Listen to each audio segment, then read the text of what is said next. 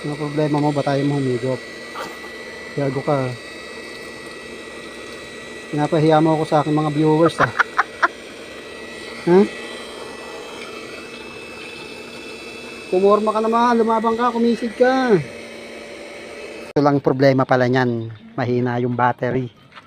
Kaya ayaw. Baka mo. Galing pa sa aking pinakamamahal na motor. Pinakalako.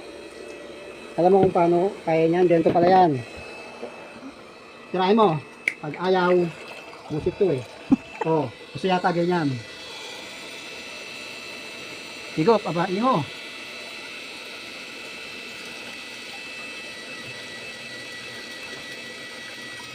Oh, yung pala eh. Oh, kita mo?